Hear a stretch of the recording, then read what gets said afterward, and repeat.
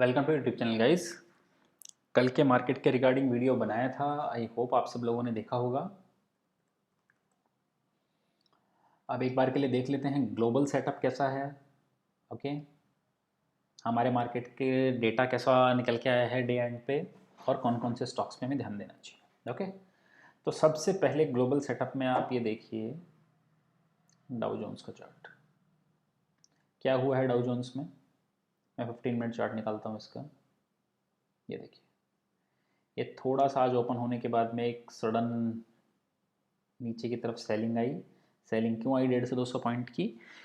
क्योंकि जो इन्फ्लेशन का डेटा आया है फिर से वो थोड़ा एक्सपेक्टेशन से ज़्यादा निकल के आ गया है, तो हो सकता है फिर से वही टैपरिंग की बातें मार्केट में होने लगे। तो उस डर की वजह से डाउन नीचे आया, लेकिन अभी रिकवर कर चुका है। देखना पड़ेगा डे एंड पे कैसी क्लोजिंग होती है कि इन्फ्लेशन का डेटा थोड़ा ज़्यादा निकल के आया है। ओके, अब हमारे मार्केट का देख लेते हैं। इसके अलावा कोई बड़ी न्यूज़ नहीं है मार्केट में कि इन्फ्लेशन की डेटा की न्यूज़ थी, तो थोड़ी नेगेटिव इक्विटी मार्केट्स के लिए, लेकिन देखते हैं। अब डेटा दोनों तरीके के आ रहे हैं यूएस मार्केट में। इन्फ्लेशन का डेटा हाई आ रहा है, लेकिन फेड ये बोल रहा है कि ये टेम्परेरी इन्फ्लेशन है। तो अगर ये टेम्परेरी निकलती है इन्फ्लेशन तो ज़्यादा कोई टेंशन की बात इसमें है नहीं।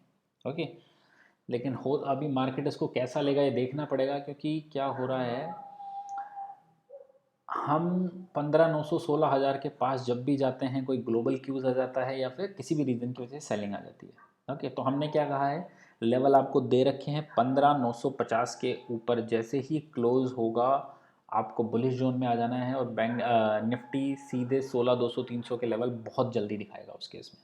ओके, बैंक निफ्टी के केस पे भी लेवल आपको दे दिए हैं। ओके, बैंक निफ्टी में जैसे ही आपके 35,700 800 के ऊपर की क्लोजिंग आएगी तो बैंक निफ्टी भी एक बार के लिए 36,500 से 37,000 का लेवल दिखाना चाहिए। ओके, सब डिपेंड किस पे करेगा, जो क्वार्टरली रिजल्ट्स आ रहे हैं। तो देखिए निफ्टी में आज क्या हुआ, पूरे दिन का चार्ट देखते हैं। ओपन हुआ, गैप अप सस्टेन करता रहा।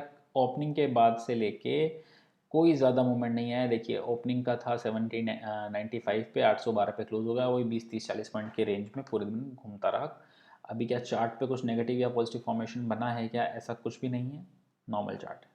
ओके, बैंक निफ्टी पे आ जाते हैं। लेकिन आप ये भी ध्यान रखिए कि दोनों अपने रेजिस्टेंस के पास में है। ओके, बैंक निफ्टी में भी सेम है, कोई ऐसा मेजर चेंजेस नहीं है। एक बार के लिए डेटा पे आते हैं, क्योंकि डेटा आज का बहुत ही ज़्यादा बुलिश डेटा है। ओके, इस डेटा को देख के तो लगता है कि हायर एंड पे एक्सपायरी होनी चाहिए। देखिए इंडेक्स में लॉन्ग करके गए हैं 13,000 कॉन्ट्रैक्ट्स, 18,000 कॉन्ट्रैक्ट शॉर्ट के अनवाइंड किए हैं इंडेक्स में।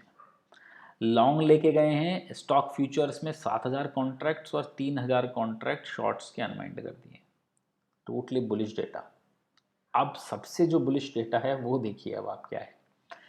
कॉल लॉन्ग जो लेके गए थे उसमें से 9,000 कॉल ख़त्म कर दी। ठीक है सर, कोई दिक्कत नहीं। 27,000 पुट अनवाइंड कर दी, पॉजिटिव डेटा।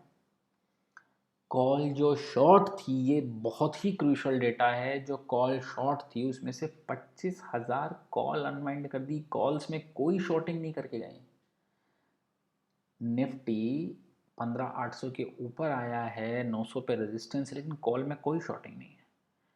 और उसके करस्पॉन्डिंग पुट में 43,000 पुट को शॉर्ट करके गए हैं। बहुत दिनों बाद ऐसा डेटा आया है, डेटा बहुत बुलिश है।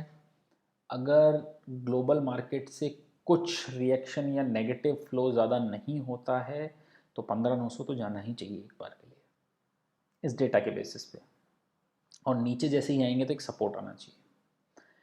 ओके, लेकिन देखते हैं, क्योंकि हर बार डेटा सब कुछ ठीक निकल के आता है लेकिन उस लेवल के पास जाके सेलिंग आ जाती है, तो थोड़ा कॉशियस रहना है।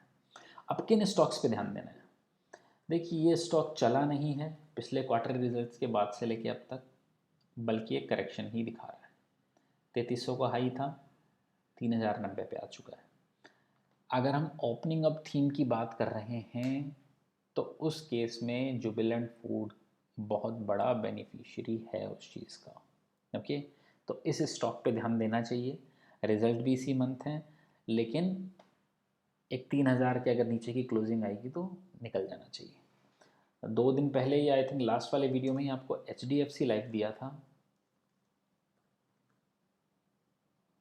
HDFC लाइफ आपका 683.85 पे था और अब देखिए 693 का हाई। 700 705 के लेवल के लिए इसको भी रख सकते हैं। तीसरा जो स्टॉक है वो है वेदांता।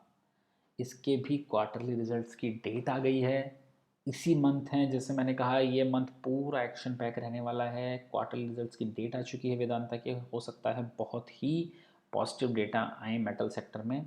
और ये पिछले क्वार्टरली रिजल्ट्स के बाद से म्यूटेट चल रहा है, बिल्कुल नहीं चला है, तो इस पर भी ध्यान रख सकते हैं। और अब हम सबका फेवरेट आईटीसी। देखिए आईटीसी ने इस लेवल पे ये 7 to 8 टाइम्स का सपोर्ट है। यहाँ से हर बार बाउंस बैक करता है। जैसे निफ्टी का हमने कहा कि 15,900 के पास आके हमेशा सेलिंग आ जाती है, वैसे इस लेवल के पास आके आईटीसी में हमेशा बाइंग आ जाती है। तो स्टॉप लॉस आपके लिए बहुत छोटा है, 195-96 की क्लोजिंग आए तो निकल जाओ और आईटीसी में रुको, क्योंकि आईटीसी का भी रिजल्ट आने वाला है। और देखते हैं शायद कुछ पॉजिटिव अनाउंसमेंट या कुछ आ सके तो। खोने को कुछ है ही नहीं इस स्टॉक में, बहुत ही म्यूटेड चल रहा है। ऑप्शंस प्राइसेस के प्रीमियम बहुत ही कम है, तो ऑप्शंस लेके भी आप लोग काम कर सकते हैं। लेट्स सी रिजल्ट में क्या निकल के आता है।